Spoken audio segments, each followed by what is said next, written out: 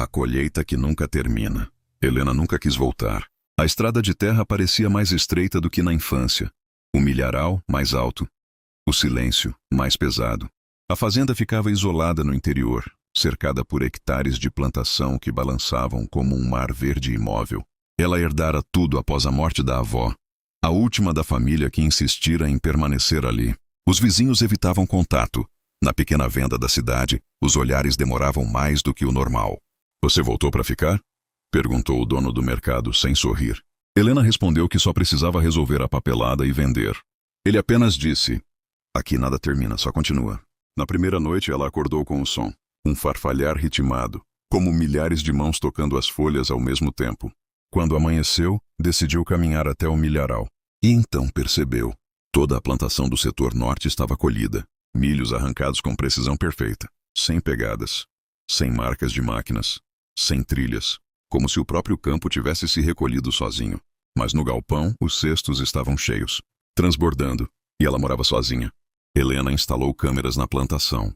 Não acreditava em lendas, acreditava em explicações. Na segunda noite, decidiu assistir às gravações. 00:00, nada. 00:17, vento. 00:43, estática.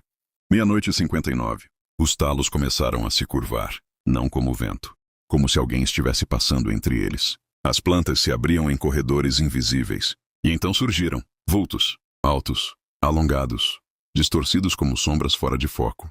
Eles não caminhavam, deslizavam. E onde passavam, os milhos simplesmente desapareciam. À 1:12, um dos vultos parou. Virou-se diretamente para a câmera. A imagem falhou. Mas antes de cortar, Helena viu algo que fez seu estômago gelar. O vulto tinha olhos, e eles refletiam luz, como se enxergassem através dela. Na manhã seguinte, outro setor estava completamente colhido, e os cestos, cheios demais. Alguns milhos ainda estavam mornos. Determinada a vender, Helena começou a organizar o sótão. Entre caixas antigas e fotografias desbotadas, encontrou um livro grosso, de capa escura e couro rachado. Não havia título. Dentro, nomes, datas, anotações sobre chuvas, perdas, colheitas. E uma seção marcada como "A Grande Seca". Ali o texto mudava. "Quando a terra recusou dar fruto, pedimos ajuda. E a ajuda veio, mas nada vem sem preço." Páginas seguintes estavam manchadas, como se alguém tivesse tentado apagar algo. Então ela viu. A última página tinha um nome recém-escrito, ainda escuro, como tinta fresca, Helena Almeida. Abaixo de uma frase: "Responsável pela continuidade da colheita eterna." Ela deixou o livro cair. Na mesma noite o som voltou, mas desta vez não vinha só do milharal. Vinha da casa. Passos no corredor, lentos, arrastados, e o farfalhar parecia mais próximo da porta do quarto. Helena confrontou o único morador antigo que ainda aceitava falar. O Sr. Joaquim. Ele suspirou ao ouvir sobre o livro. A seca matou crianças, animais, gente boa. Sua bisavó fez o que achou necessário. Fez o quê? Pediu ajuda ao que vive sob a terra. Segundo ele, durante a grande seca, algo respondeu. As colheitas voltaram, mas nunca mais pararam. Toda noite as plantações eram recolhidas. O que era levado nunca foi explicado. E o preço? Joaquim olhou para ela como quem já sabia a resposta. Sempre há alguém responsável por manter o acordo. Helena decidiu sair naquela mesma noite. Arrumou malas, ligou o carro, mas o motor não pegava. O milharal começou a se mover, não por vento, mas como se estivesse respirando. As plantas se inclinavam na direção da casa, e então ela viu, entre os talos, centenas de vultos parados, observando. À meia-noite alguém bateu à porta, 3 vezes. Helena não abriu, mas a maçaneta girou sozinha. O ar ficou pesado. O chão vibrou levemente. E ela ouviu dentro da própria cabeça. É sua vez. O livro apareceu sobre a mesa da cozinha. Aberto. Uma nova linha surgia sozinha. Primeira supervisão concluída. Do lado de fora, os vultos começaram a se mover novamente. Mas desta vez um deles se aproximou da janela. E à luz fraca da varanda, Helena percebeu. A forma era distorcida, mas o rosto era familiar. Traços da própria família. Como se cada responsável anterior tivesse sido incorporado à colheita. Ela recuou e entendeu. A colheita não era de milho, era de linhagem. A cada geração alguém ficava. Alguém se tornava parte do campo. O milharal começou a se aproximar da casa. Talos rompendo o solo perto da varanda. Crescendo rápido demais. Invadindo. O livro virou a última página sozinho. Espaço em branco. Esperando. Helena sentiu o chão ceder sob seus pés, e por um instante, teve a sensação de estar sendo puxada para baixo, para algo que respirava sob a terra. Ela tentou gritar, mas o som foi engolido pelo farfalhar. Na manhã seguinte, a plantação estava perfeita, mais verde do que nunca. A casa estava intacta. O carro funcionava normalmente. E sobre a mesa da cozinha, o livro fechado, sem o nome dela. No lugar, apenas uma nova anotação. Responsável ativa. Na cidade, o senhor Joaquim ouviu o vento soprar diferente e sorriu com tristeza, porque sabia, a colheita nunca termina. Ela apenas troca de guardião. E naquela noite, à 00:59, as câmeras voltaram a gravar. Mas agora, entre os vultos que deslizavam pelo milharal, havia um novo, com os olhos abertos, observando a casa, como se estivesse aprendendo e esperando. Na última gravação da noite seguinte, algo diferente apareceu. À 1:03, o vulto recém-formado aproximou-se da câmera. Por um segundo, a distorção cessou. O rosto tornou-se claro. Não era Helena. Era alguém que ainda estava vivo, alguém da cidade. E no canto inferior da tela, antes da imagem cortar, surgiu uma frase que não estava lá antes. Próxima colheita, 2 almas. A gravação termina com o som de raízes se movendo sob o chão da própria casa, como se a terra estivesse se expandindo, esperando, e desta vez, com mais fome. A frase permaneceu congelada na tela. Próxima colheita, 2 almas. Helena assistiu à gravação repetidas vezes. Não era falha digital. A tipografia não correspondia ao sistema das câmeras. Aquilo havia sido inserido. Mas por quem ou por quê? À 1:13 o vulto se aproximava. O rosto se formava. Não era o dela, era o do senhor Joaquim. Vivo, respirando. E no áudio ampliado, um segundo som surgia por trás do farfalhar das folhas. Uma respiração humana. Dentro da casa, Helena desligou o monitor. A madeira sob seus pés vibrou novamente. Não como antes, agora era um pulsar, rítmico, como um coração gigante enterrado sob os alicerces. O chão da cozinha começou a rachar em linhas finas. Pó se ergueu. E do milharal veio um som diferente. Não era colheita, era escavação. Helena correu até o sótão. O livro estava aberto novamente. 2 linhas agora brilhavam com tinta úmida. Helena Almeida, Joaquim Ferreira. Abaixo, colheita conjunta autorizada. Ela sentiu o estômago afundar. 2 almas. Não era substituição, era expansão. O pacto estava crescendo. Helena pegou o livro. As páginas queimavam ao toque, mas ela virou até a parte da grande seca. Ali havia algo que não lera antes. Se o responsável se recusar, a terra toma 2. Se o responsável enfrentar, a raiz revela o coração. Raiz revela o coração. A casa tremeu. E o milharal começou a se dobrar para dentro, formando um círculo perfeito ao redor da propriedade, como um altar vivo. Helena desceu ao porão. Nunca tivera coragem antes. A porta sempre ficava trancada. Agora estava aberta. O cheiro era de terra molhada. Não havia piso, apenas solo. E no centro, uma raiz grossa, pulsante, atravessando o chão como uma veia. Ela respirava. Cada pulsação fazia o milharal vibrar do lado de fora.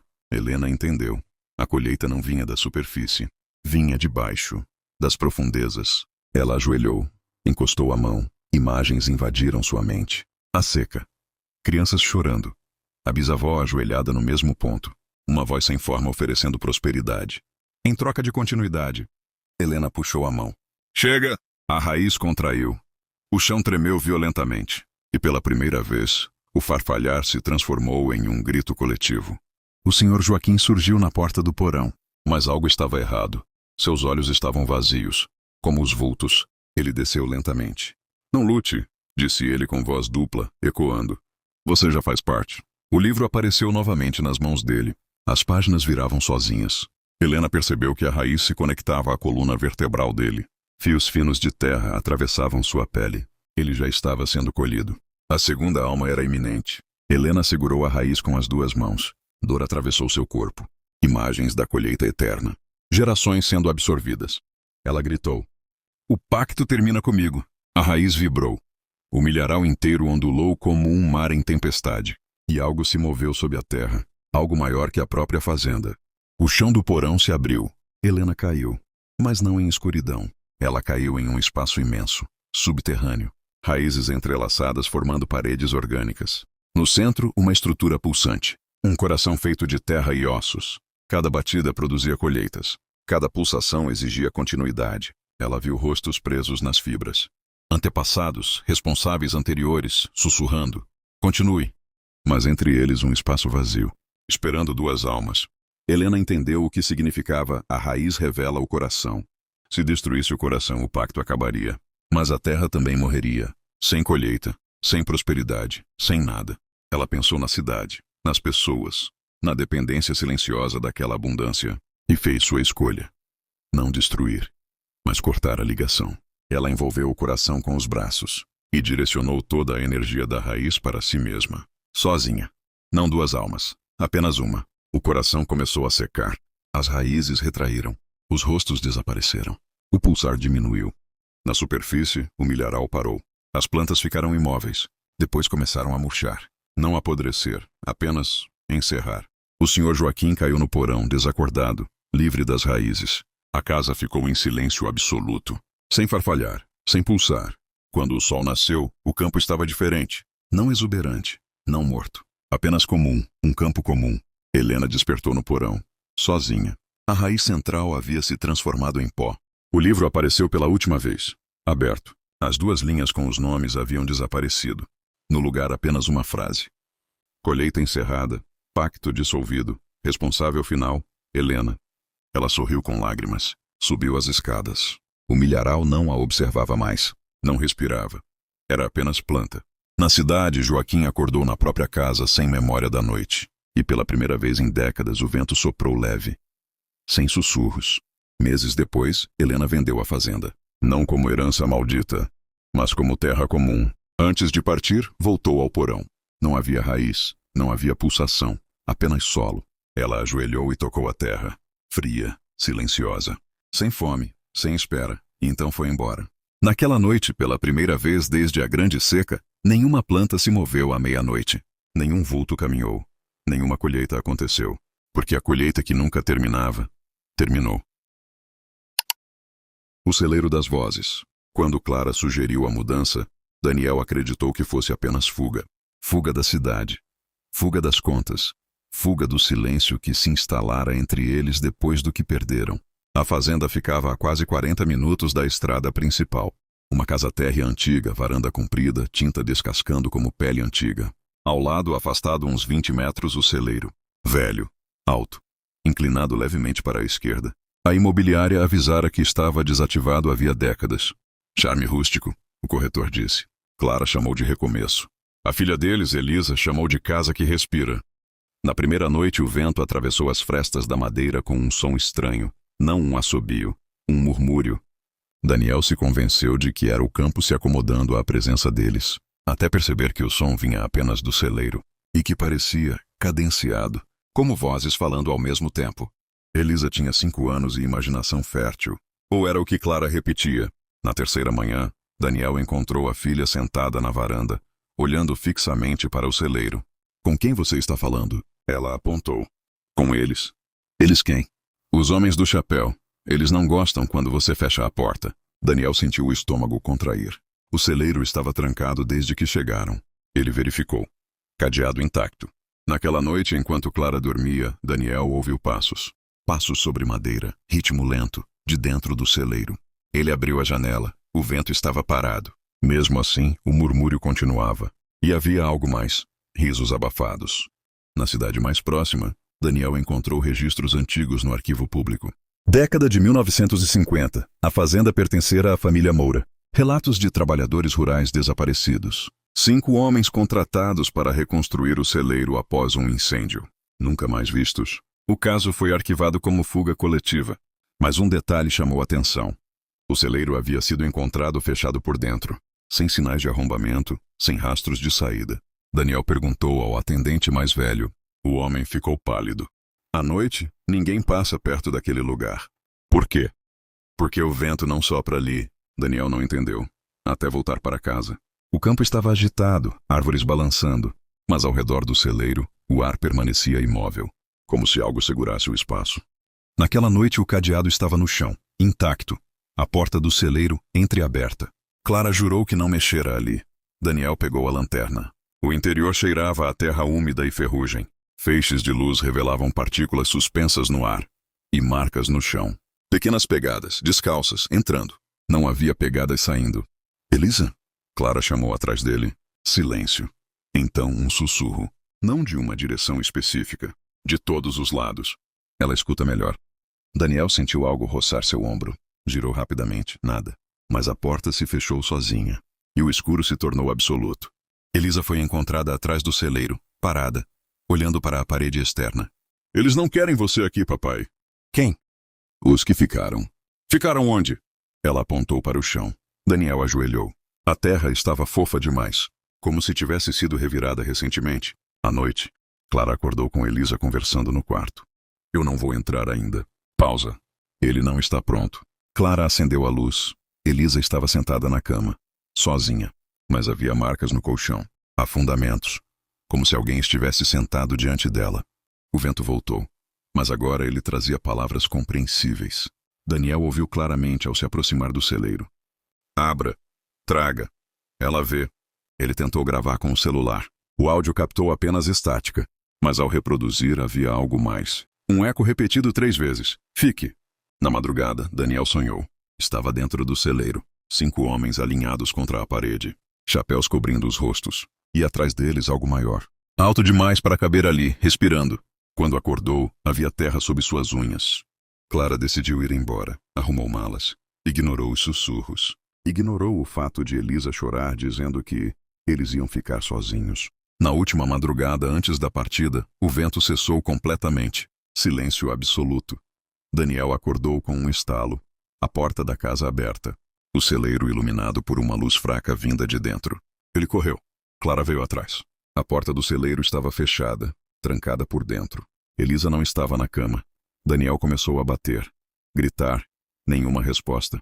Então, ouviram passos. Do lado de fora, atrás deles, viraram. Elisa estava ali, descalça. Calma. Eles fecharam. Daniel olhou para o chão. Pegadas saíam do celeiro, direto até onde Elisa estava. Nenhuma pegada entrando. A porta continuava trancada por dentro. O vento voltou, mas não vinha do campo. Vinha de dentro do celeiro. E dessa vez, as vozes não sussurravam. Chamavam pelo nome de Daniel. Na manhã seguinte, o cadeado estava do lado de fora, intacto, como se nunca tivesse sido movido. Daniel tentou abrir. A porta não cedeu. Por dentro, algo arranhava a madeira, lentamente, ritmado. Clara segurava Elisa no colo. A menina sorria. Eles disseram que agora você escuta também, papai. Daniel aproximou o ouvido da porta e ouviu. Não sussurros, mas respiração, várias, sincronizadas, e uma voz distinta, mais profunda, mais próxima. Abra para nós. A madeira começou a estufar, como se algo pressionasse do outro lado. Elisa fechou os olhos. Eles disseram que se você abrir, eu fico. Daniel sentiu o metal frio da maçaneta vibrar sob seus dedos. Não era impressão. Algo do outro lado estava segurando também, girando no mesmo ritmo, sincronizado. Elisa mantinha os olhos fechados, como se estivesse escutando instruções que apenas ela compreendia. Clara sussurrou. Daniel, não. Mas ele já havia passado do ponto do medo comum. Agora era outra coisa. Era uma necessidade estranha de entender. A maçaneta completou o giro. A porta não se abriu de imediato. Primeiro veio o cheiro. Terra molhada, ferrugem. Algo mais antigo, como madeira apodrecida por dentro. Então a madeira estalou. A porta abriu apenas o suficiente para que o escuro respirasse. Não havia interior. Não como antes. O celeiro parecia mais profundo. Impossivelmente profundo. Como se o espaço tivesse sido esticado. E lá dentro, algo se moveu. Daniel entrou. Clara gritou seu nome. Mas a voz dela pareceu distante. O chão não era mais de terra compactada. Era macio, instável, como solo recém-revirado. As paredes estavam mais afastadas, mais altas. As vigas do teto pareciam alongadas demais. As 5 silhuetas estavam ali, alinhadas, imóveis. Chapéus baixos cobrindo os rostos. Mas agora havia detalhes. As roupas não eram roupas. Eram manchas, como sombras densas moldadas em forma humana. E atrás delas, a figura, alta, curvada, sem rosto definido, apenas uma superfície ondulante. Respirando, o ar vibrava a cada expiração. Daniel tentou dar um passo para trás. A porta não estava mais onde deveria. Você abriu. A voz não veio da criatura. Veio das silhuetas. Todas falaram ao mesmo tempo. Mas o som era baixo, quase educado. Ela nos escuta. Você também escuta agora. Daniel sentiu algo tocar sua nuca. Frio, não como mão, como corrente de ar denso. O que vocês querem? A resposta demorou. A figura maior se moveu. E quando se moveu, o celeiro inteiro pareceu inclinar levemente. Ficar. A palavra ecoou, mas não nas paredes. Dentro do peito dele, as silhuetas começaram a se desfazer nas extremidades, como fumaça puxada para cima. E Daniel percebeu algo que fez seu sangue gelar. Havia 6 sombras no chão, não 5. Clara segurava Elisa com força. A porta estava aberta, mas Daniel não estava mais visível. Era como se a escuridão fosse sólida. Elisa abriu os olhos. Eles gostaram. Gostaram de quê? Clara perguntou, quase chorando. De como ele escuta. O vento começou a circular ao redor do celeiro, mas não tocava a porta. O ar girava, em espiral, como se algo estivesse sendo puxado. A madeira começou a ranger, não como antes. Agora parecia esticar. A fazenda inteira vibrou. E então Clara viu. Uma sombra atravessou a fresta da porta, mas não saiu. Se moldou ao chão. Se achatou. E começou a se alongar em direção ao campo. Dentro, Daniel sentiu seu equilíbrio falhar. A figura maior se inclinou. Não havia olhos. Mas ele sentia que estava sendo observado. Ela fica? Quem vai? Daniel entendeu antes de ouvir. As 5 silhuetas começaram a se aproximar. E quando chegaram perto, ele viu. Sob os chapéus, não havia rostos. Havia vazio. Um espaço que puxava. Um buraco onde deveria existir identidade. E no fundo daquele vazio, reflexos, memórias. O incêndio antigo, os trabalhadores, homens presos, homens que abriram a porta, homens que ficaram. Não. A palavra saiu fraca. A figura maior estendeu algo. Não um braço. Uma extensão. Como sombra sólida, tocou o peito de Daniel. E puxou. Do lado de fora, Clara ouviu o grito. Não alto, abafado. Como se estivesse vindo debaixo da terra. Elisa sussurrou. Agora eles não precisam mais dela. Do que você está falando? Eles precisam de quem abre. O vento cessou de repente. A porta do celeiro bateu. Fechou. Silêncio absoluto. Clara correu. Tentou abrir. Trancada, por dentro. O cadeado apareceu novamente. Intacto. Como na primeira vez. Mas algo havia mudado. Pegadas surgiram, saindo da porta. Grandes, adultas. Mas apenas um par. Elisa sorriu. Ele ficou. Clara começou a chorar. Não. Elisa inclinou a cabeça. Mas ele não ficou sozinho. Naquela noite, Clara não dormiu. Elisa sim, profundamente, como nunca. À meia-noite, o vento voltou. Mas não no campo. Dentro da casa. Um sopro leve percorreu o corredor. Passos, lentos, pesados. Clara segurou a respiração. A maçaneta do quarto girou. Sozinha. Ela fechou os olhos. A porta abriu alguns centímetros. E uma sombra se projetou pela parede. Alta, mas diferente. Menos disforme, mais humana. Uma voz ecoou, baixa, reconhecível. Clara. Ela congelou. Era a voz de Daniel. Mas havia algo por trás. Como várias respirações sobrepostas. Eu escuto agora. A sombra se aproximou da cama. E por um instante, Clara sentiu uma mão tocar seu rosto. Fria, familiar. Quando abriu os olhos, o quarto estava vazio. Mas na parede, havia 6 sombras. E uma delas era dela, mesmo com a luz apagada. Na manhã seguinte, o celeiro parecia menor. Normal. Silencioso. Clara tentou convencer a si mesma de que tudo fora histeria. Trauma. Luto. Mas Elisa estava diferente, mais quieta, observadora. Ao passar pelo celeiro, ela parou. Sorriu levemente e disse: Eles estão completos de novo. Clara sentiu o frio subir pela espinha. Quantos são agora? Elisa pensou por alguns segundos. Depende. Depende do quê? A menina olhou para a mãe. E pela primeira vez, havia algo que não era infantil naquele olhar. De quem abre? O vento soprou, mas dessa vez não trouxe sussurros. Trouxe uma única palavra, baixa, ritmada, constante. Venha. Clara sentiu a palavra atravessar o ar como se fosse sólida. Elisa estava ao lado dela, quietíssima. O vento não soprava mais no campo. Tudo estava parado. Até os insetos haviam silenciado. A porta do celeiro permanecia entreaberta. E lá dentro, 6 silhuetas, alinhadas, imóveis, esperando. Clara respirou fundo. Quantos eram antes? Ela perguntou sem olhar para a filha. 5, Elisa respondeu. E agora? A menina inclinou levemente a cabeça. Agora eles escutam melhor. Clara entendeu. Daniel não tinha sido levado. Ele tinha sido acrescentado. Clara caminhou, passo a passo. A grama não fazia som sob seus pés. Era como se o chão tivesse perdido textura. Elisa ficou parada atrás, observando. As silhuetas não se moviam, mas Clara sentia a atenção delas, como uma pressão no peito. Quando chegou à soleira, viu melhor.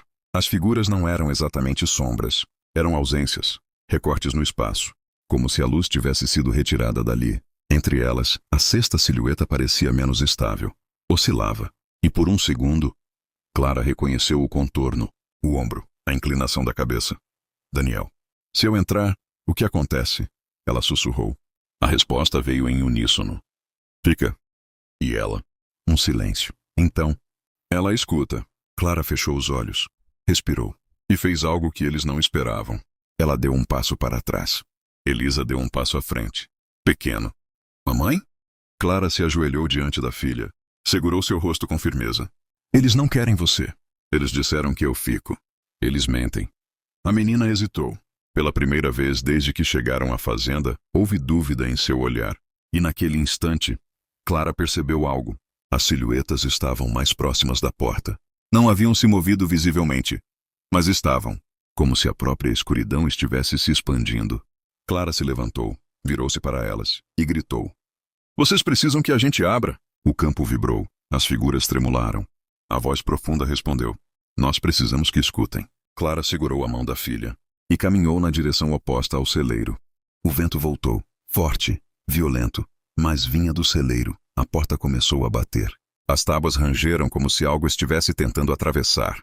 Clara não olhou para trás. Elisa começou a chorar, não de medo, mas de frustração. Eles estão chamando! Não escute. Eu consigo ouvir. Clara parou, abaixou-se novamente. Então escolha não ouvir. O vento aumentou. O campo inteiro pareceu se dobrar. Mas então, algo mudou. O som começou a diminuir, como um rádio sendo desligado. O celeiro ficou distante, menor, mais comum. A porta bateu uma última vez e fechou. O vento cessou. Silêncio.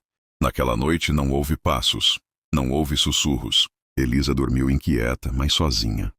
Clara não fechou os olhos. Ao amanhecer, foi até o celeiro. A porta estava fechada, sem cadeado, sem marcas. Ela empurrou, abriu. O interior era pequeno, normal.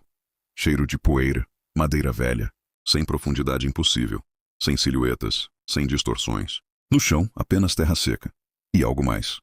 6 marcas no pó, onde alguém esteve parado por muito tempo. Mas agora havia apenas 5. Clara contou novamente. 5. Ela saiu, fechou a porta. E dessa vez, colocou fogo. O incêndio foi rápido. A madeira antiga queimou como se estivesse esperando. Nenhum grito saiu das chamas. Nenhuma sombra escapou. Apenas estalos e fumaça. Quando terminou, restaram cinzas e um vazio no campo. Elisa observava tudo em silêncio. Eles vão voltar? Perguntou. Clara respirou fundo. Não se ninguém abrir. Dias depois deixaram a fazenda. Nunca olharam para trás. Anos se passaram. Elisa cresceu. Nunca mais falou sobre homens de chapéu. Nunca mais mencionou vozes, mas às vezes, ao fechar os olhos antes de dormir, ela contava 1, 2, 3, 4, 5 e sempre hesitava antes do sexto, porque no fundo ela ainda escutava. Mas agora, ela sabia não responder. A casa sobe ao campo de girassóis. O campo era a principal atração da região. Todos os anos, durante o auge do verão, turistas vinham fotografar o mar amarelo que se estendia até onde a vista alcançava. Crianças corriam entre as fileiras. Casais faziam pedidos de casamento ali. Influenciadores gravavam vídeos sorrindo sob o sol perfeito. E no centro de tudo, como um ponto esquecido no meio da alegria, ficava a casa. Velha, de madeira escura, 2 andares, janelas altas. Ninguém morava nela, oficialmente. Os funcionários da fazenda diziam que era estrutura histórica, que estava fechada por segurança, que não era parte da visitação, mas nunca explicavam por quê. Havia uma regra simples. Depois do pôr do sol, ninguém permanecia no campo, porque à noite, os girassóis não se voltavam para a lua, voltavam para a casa. Miguel chegou numa sexta-feira. 28 anos, documentarista iniciante, especializado em mistérios rurais desmistificados. Seu canal vivia de provar que lendas eram exageros. Ele ouviu a história na pousada. As flores se viram para a janela do quarto de cima, disse a atendente rindo nervosa. Mas é só história antiga. Miguel adorava quando as pessoas diziam é só história. Significava conteúdo. Na manhã seguinte, filmou turistas, entrevistou funcionários, captou imagens aéreas com drone. Tudo perfeito. Até que decidiu perguntar sobre a casa. Silêncio. Um silêncio estranho. O capataz apenas respondeu. Se for filmar, filme de dia. E à noite? Miguel sorriu. O homem demorou alguns segundos para responder. À noite o campo não gosta de testemunhas. Miguel conseguiu a chave com facilidade demais. Pagou uma taxa simbólica. Assinou um termo de responsabilidade. Ninguém tentou impedi-lo. Isso o incomodou mais do que qualquer alerta. Ao entrar na casa, sentiu o cheiro de madeira úmida e algo mais antigo, como terra revirada. O interior estava intacto. Móveis cobertos por lençóis, relógio parado na parede, quadros tortos. E no segundo andar, o quarto. A janela era grande, dava diretamente para o campo. Durante o dia, a vista era hipnotizante. Milhares de girassóis alinhados sob o sol, todos perfeitamente voltados para o oeste, para o sol. Como deveriam estar? Miguel montou a câmera apontada para fora. Hoje vamos provar que a natureza segue leis físicas, não superstições. Ele sorriu para a lente. O sol começou a se pôr. Às 8h17 da noite algo mudou. Miguel percebeu primeiro pelo som. Um ruído suave, como milhares de folhas sendo arrastadas ao mesmo tempo. Ele olhou pela janela. O campo parecia ondular, não por vento. Não havia vento. As flores começaram a girar. Lentamente, não em direção à lua, não para o horizonte, mas para ele, para a janela, para a luz do quarto. Miguel riu. Movimento natural tardio, ajuste térmico. Mas sua voz saiu menos firme do que pretendia. Ele manteve a câmera gravando. Às 9h03, todos os girassóis estavam voltados para a casa, imóveis, como um público, observando. Às 10h11, Miguel ouviu algo novo. Um estalo, depois outro, e outro. Como juntas sendo forçadas, as hastes dos girassóis começaram a se inclinar. Não para frente, para dentro. Como se estivessem tentando reduzir a distância. A câmera registrava tudo. Ele aproximou o zoom. Os centros escuros das flores pareciam maiores, mais profundos. Alguns pareciam ocos. Miguel piscou. Não. Ilusão de ótica. Às 11h40, o campo inteiro estava levemente inclinado, direcionado à casa, como se a plantação inteira estivesse respirando. 00:12. A maçaneta do quarto girou sozinha. Miguel congelou. A porta abriu alguns centímetros. Nenhum vento, nenhum som de passos, apenas terra. Pequenos grãos de terra começaram a surgir sob a porta, deslizando para dentro, como se o chão do campo estivesse respirando por baixo da casa. Miguel recuou, a câmera caiu, mas continuou gravando. Da janela, uma sombra começou a se formar. Não no campo, mas no vidro, como se algo do lado de fora estivesse colado ali, observando. O sol nasceu às 5h32. Os funcionários chegaram às 6. A casa estava aberta. A câmera ainda gravava. O quarto estava vazio. A janela escancarada. No campo. Todos os girassóis estavam completamente inclinados. Não apenas voltados, mas dobrados. Direcionados à casa. Como se algo tivesse sido retirado de dentro dela. Ou levado para fora. Miguel nunca foi encontrado. Mas naquela gravação, nos últimos segundos antes da câmera tombar, é possível ouvir uma única frase sussurrada. Eles finalmente aprenderam para onde olhar. 1 ano depois, o campo voltou a florescer. Turistas retornaram. A história virou lenda urbana. A gravação vazou na internet. Viralizou. Foi esquecida. A casa foi fechada novamente. Mas algo mudou. As flores daquele ano eram maiores. Os centros mais escuros. E à noite, alguns funcionários juraram ver uma silhueta no quarto superior. Parada na janela. Observando o campo. Como se estivesse conferindo se estavam alinhados. Na última noite da temporada, um novo visitante pediu para dormir na casa. Ele queria provar que o desaparecimento era fraude. Dessa vez, o capataz não tentou impedir. Apenas disse: se ouvir o campo se mover, não olhe pela janela. Naquela madrugada, antes mesmo da lua subir, os girassóis começaram a se virar. Mas não para a casa, não para a luz. Eles começaram a se virar para a estrada. Como se algo estivesse chegando. Algo maior. Algo que fazia até o campo obedecer. E no centro da plantação, na janela do segundo andar, 2 silhuetas agora observavam. Uma delas não piscava. A outra parecia estar aprendendo. O capataz foi o primeiro a perceber. Ainda estava escuro quando ele saiu da casa principal da fazenda. O orvalho cobria a grama. O campo deveria estar imóvel, mas não estava. As flores não olhavam mais para a casa. Estavam voltadas para a estrada de terra. Todas, como se aguardassem algo específico. O capataz prendeu a respiração. Não havia motor. Não havia faróis. Não havia som. Mas havia expectativa. O tipo de expectativa que antecede uma ordem. E então, bem no horizonte, algo começou a se formar na névoa. Não vinha da cidade, não vinha do campo. Parecia surgir da própria estrada. Na janela do segundo andar, as duas figuras permaneciam imóveis. Uma era alta, rígida, perfeitamente parada. A outra tinha contornos imprecisos, como se estivesse se ajustando ao próprio corpo. A figura menor inclinou levemente a cabeça, aprendendo, observando a estrada. Do lado de fora, os girassóis começaram a se inclinar ainda mais. Não como antes, não como algo que responde, mas como algo que presta reverência. Dentro do quarto algo mudou. A figura menor deu um passo à frente, e pela primeira vez desde que surgira na janela, piscou. O capataz tentou racionalizar. Talvez fosse um caminhão distante, talvez um viajante perdido, mas a silhueta na estrada não se movia. Ela não caminhava, não corria, não flutuava. Ela aumentava, como se estivesse ficando maior sem se aproximar, como se a estrada estivesse encurtando. Os girassóis começaram a emitir um som baixo, um ruído seco, milhares de caules tensionando ao mesmo tempo. O campo inteiro parecia sustentar o próprio peso. E então o capataz percebeu algo pior. A coisa na estrada não estava vindo até a casa. Ela estava vindo até o campo. No centro da plantação, a terra começou a vibrar. Não como um terremoto, mas como algo respirando por baixo. As raízes dos girassóis começaram a se mover, não ao acaso, em direção à estrada, como se estivessem se esticando, buscando, ou se preparando. Na janela, a figura menor ergueu o braço, imitando a outra, aprendendo postura, aprendendo silêncio, aprendendo espera. E no campo, centenas de raízes começaram a emergir do solo, não para atacar, mas para se alinhar, formando uma espécie de corredor natural entre a estrada e a casa. Os girassóis abriram caminho, milhares deles, como um mar que se divide. O capataz caiu de joelhos, porque agora ele via. A silhueta não tinha rosto, não tinha braços definidos. Era uma massa vertical, alta demais, lenta demais, antiga demais. Ela não fazia som ao tocar o chão, mas onde passava, os girassóis se curvavam até quase quebrar. Na janela, as duas figuras inclinaram levemente a cabeça, como quem reconhece algo familiar, como quem reconhece um superior.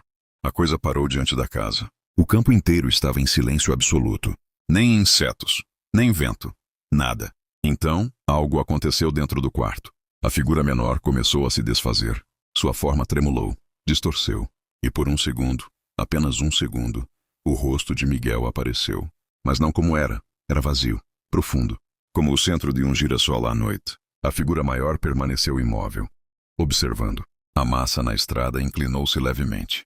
E naquele instante o capataz entendeu. Aquilo não vinha buscar. Aquilo vinha inspecionar. A massa tocou o solo diante da casa. As raízes vibraram. O campo inteiro reagiu. E então, algo inesperado aconteceu. Alguns girassóis não se curvaram.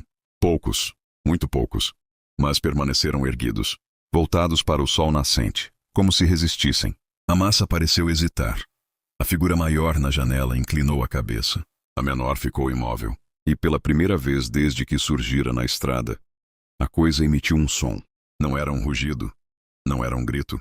Era algo semelhante a vento passando por milhares de gargantas secas. Um som de julgamento. E o campo começou a decidir. Algumas flores se inclinaram ainda mais. Outras começaram a se virar lentamente. Não para a casa, não para a estrada, mas para o horizonte, para longe de tudo. Como se algo ainda maior estivesse além, muito além. E na janela do segundo andar, a figura menor voltou a se mover. Desta vez, não imitando, mas escolhendo. A maior permaneceu imóvel, observando, esperando. E então, na estrada, outra sombra começou a surgir atrás da primeira. Maior, mais vasta, tão ampla que a névoa pareceu ser sugada em sua direção. O campo inteiro estremeceu. E a casa rangeu como se algo dentro dela estivesse tentando sair. A segunda sombra não caminhava. Ela se expandia, como se o horizonte estivesse se levantando. A primeira permaneceu imóvel diante da casa, submissa, pequena agora. A nova presença não tinha contorno fixo. Às vezes parecia vertical, às vezes ampla como uma muralha. E então algo mudou no campo. Os girassóis que ainda resistiam, quebraram, um a um. O som seco dos caules partindo ecoou como ossos frágeis. Não era obediência, era ajuste. A casa não era vítima, era recipiente. O assoalho do quarto superior começou a ceder. Tábuas se curvaram para cima, como se algo estivesse empurrando por baixo. Na janela, a figura maior finalmente se moveu. Virou-se para dentro. A menor hesitou, e então compreendeu. Não estavam ali para observar. Estavam ali para manter fechado. No centro do quarto, o piso se abriu, e de dentro dele emergiu algo que não era sombra. Era raiz, grossa, antiga, viva. A figura menor, o que restava de Miguel, olhou para a raiz. Ela pulsava, chamava, não com som, mas com reconhecimento. Ele não estava preso, estava enraizado. Sua forma começou a se desfazer novamente, mas desta vez não em sombra, em filamentos. Tendões vegetais escuros se espalharam por suas pernas. Subiram pelo torso. Entraram por onde olhos antes existiam. A figura maior não impediu. Apenas observou. Miguel não desapareceu. Ele se conectou. A segunda sombra avançou. Não até a casa, mas até o campo. E então o invisível tornou-se claro. Sob cada girassol havia uma raiz. Sob cada raiz, um fio. Sob cada fio, memória. O campo não era plantação, era rede. A casa não era centro, era nó. E as presenças na estrada não eram invasoras. Eram jardineiros. Colhem, replantam, testam e partem. A primeira sombra inclinou-se diante da segunda. Transferência. Quando a névoa começou a se dissipar, só uma presença permaneceu. A maior, mas diferente, menos vasta, mais delimitada. A segunda sombra já não estava. A estrada estava vazia. O campo lentamente voltou a erguer-se. Girassóis endireitando seus caules como se nada tivesse acontecido. A casa se estabilizou. As rachaduras cessaram. E na janela do segundo andar, havia apenas uma silhueta, não perfeitamente imóvel, mas aprendendo a ficar. A fazenda abriu novamente. Nova administração. Novo marketing. Experiência imersiva no maior campo de girassóis da região. A casa foi anunciada como patrimônio histórico. Visitação liberada, exceto o quarto superior, por segurança. Turistas voltaram. Crianças correram entre as flores. Fotografias inundaram as redes sociais. E naquele verão, o número de visitantes cresceu, especialmente os que pediam para passar a noite. Curioso como as pessoas sempre querem provar que não há nada ali. No final da temporada, numa noite comum, um novo visitante ficou até mais tarde. Ele riu da lenda. Entrou no quarto proibido. A janela estava fechada. Mas o campo estava quieto demais. À meia-noite ele ouviu o som. Não de folhas, não de vento, mas de algo sendo medido. Lá fora, os girassóis começaram a se virar. Não para a casa, não para a lua, mas para a estrada. Como se aguardassem confirmação. No horizonte, algo começou a se formar na névoa. Pequeno, ainda, mas crescendo. E na janela do segundo andar, a silhueta inclinou a cabeça. Não em medo, não em surpresa, mas em reconhecimento. Porque o campo não pertence à casa. A casa não pertence à terra. E a terra está sempre plantando algo.